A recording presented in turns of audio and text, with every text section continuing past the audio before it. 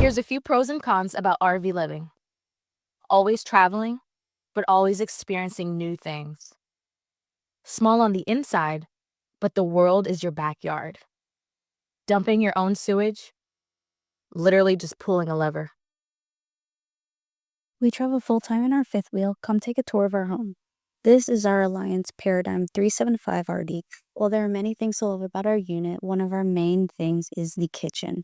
This area features stainless steel appliances, pantry, tons of storage space, and dinette seating. Next, we have our living room area that has a sectional as well as a love seat and a 65-inch TV. This space also features side cabinets that slide out that give you tons of extra storage. And as a bonus, both couches actually open out to pull-out beds.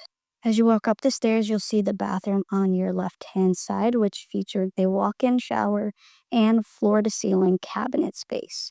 Lastly, we have the bedroom, which has our favorite feature, a king bed. Okay, guys, you know if you watch this channel that I am all about smart financial decisions. That's what this channel is about. It's about making smart financial decisions and learning from what's going on in the world with other people, their decisions, the economy, and how to make better decisions as a result of what you're seeing. But I'm not sure about this one. I'm all about saving rent. I live at home with my parents and I own rental properties and I invest money in the stock market and I have a good amount of savings. And I do all this because, number one, I'm afraid to be financially stressed, but I have a long-term plan. And so I understand doing things to save money and to live below your means, but this one I'm not too sure about. So let's watch and see more about this whole living in RV and campers things. You let me know in the comment section what you think about it. Would you do it? Listen to me when I say you need to ditch the idea of paying rent and move into an RV like yesterday. We've been doing it nearly 3 years, and the only regret we have is not doing it sooner. My husband and I met in college, and we always say that if we knew about it then, we would have ditched dorm life and went straight into RV living. Yeah, the spaces are smaller and it's considered tiny living, but so are a lot of these apartments nowadays. And if you haven't searched up travel trailer or fifth wheel, they're about the same size as an apartment. You'd be surprised. Rather than spending the majority of your income on your monthly rent that grants you about 31 days, you could pay a fraction of that you'd put towards your RV that you'd eventually own, and you could live wherever you want. RVs have bathrooms, they've got showers and toilets, there are full kitchens, dishwashers, multiple rooms with doors and locks. There are some really nice campgrounds and resorts that you could park your RV at. Okay, so two things come to mind right away for me. Number one is this seems like a lifestyle choice more than a way to pay less in rent, because I don't know if everyone is built for this type of living.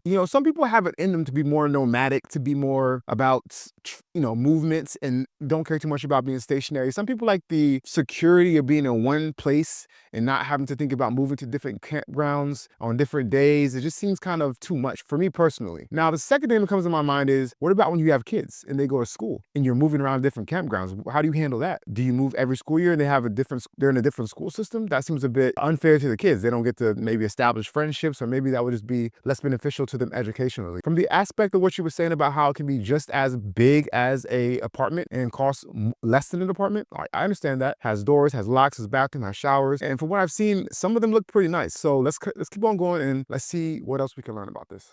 I'm 20 years old and I've been living full-time in a camper for the past 8 months. And y'all, I'm not gonna lie, when I first decided I wanted to move into a camper, I was kind of embarrassed to tell people about it, as I felt like living in a camper kind of had a negative reputation. But I quickly got over that when I realized that I could change the stereotype of camper living, because when I tell you this was the best decision I ever could have made for myself, especially as a 19-year-old, I truly believe. A year ago, I honestly felt lost because I didn't know what to do. I knew I didn't want to live in an apartment and spend $1,500 to $2,000 every month on something I was never gonna own. It just felt like such a waste of money, and like most 19-year-olds, I definitely did not have enough money to buy a house. So that's when I kind of got the idea to buy a camper. I found a fixer-upper camper off of Facebook Marketplace in my price range, and with a lot of hard work and help from my brothers, I fully renovated it into my tiny, cozy little home that I live in now. I do pay rent to live in an RV park, and the average monthly rate in my area is about $600. But while I do pay a little bit of rent, it's well worth it, because when I eventually am ready to buy my first house, I can sell my camper and have a decent amount of money to put towards that, rather than have been living in an apartment and left with nothing. When I first moved in here, it was kind of intimidating because I knew nothing about campers, but they're a lot more simple than you may think. And y'all, I don't know why, but my fridge has been freezing almost everything in, and I've been on the go the past couple weeks, so I haven't really been here much, which is why I had to give my camper a whole scrub down today, because it was well needed. I've just been feeling so unorganized and messy recently, and now that I have a clean space, I feel like I can finally think straight again. But once I dealt with the trash, I headed back to my camper to put away the laundry and decided that I was going to deal with that mountain of clothes a different day. Okay, if you're single, single, you have no kids, and you're okay with moving around a little bit, this is actually not a bad idea. She brought some good points up. She said she didn't want to put a lot of money into rent, $1,500, $2,000 a month, and where the area that I live in, it can go past that.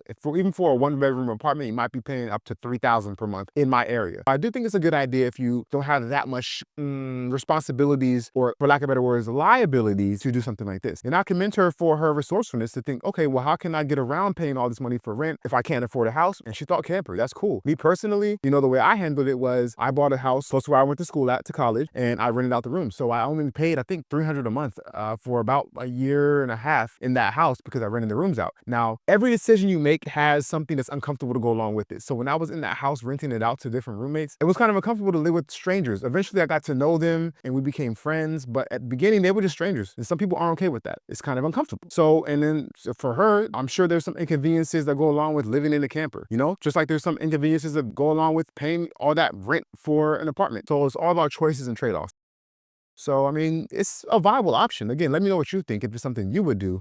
Personally speaking, I don't think it's something I would do. Shane and Carrie, and we live stationary full-time in this 43-foot fifth wheel. Living stationary in an RV can be a comfortable and sustainable lifestyle if set up properly. Here's how we make our site feel more like a home and ensure our setup is functional for us. Number one is we prefer to live in an RV park with full hookups. We like to have power, water, and sewer at our disposal.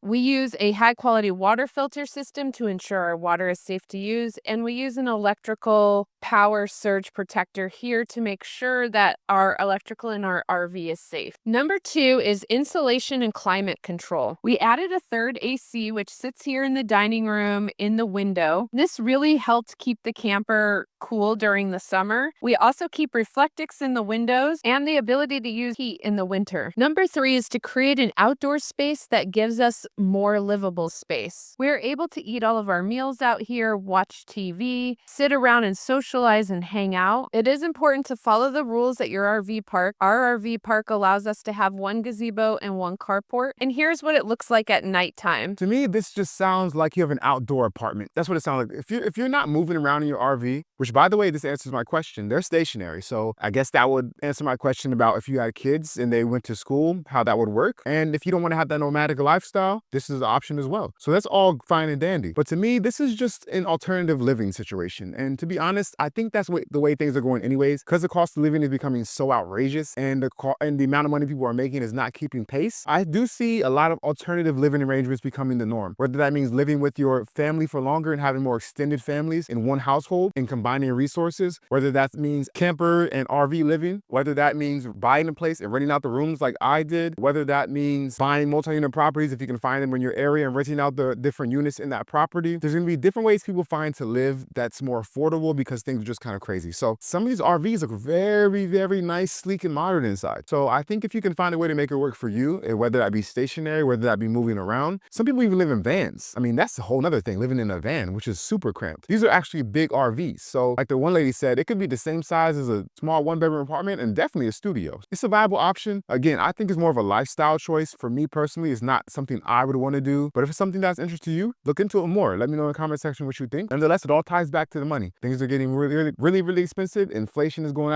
out of hand, or inflation is very high. Home prices are very high. Rent is very high. Income is staying level. Gotta do what you gotta do. With that being said, guys, thank you for tuning in. Thank you for staying this long. If you made this far in the video, I really appreciate it. Feel free to give it a thumbs up and to subscribe if you feel so inclined. And until next time, make smart financial decisions.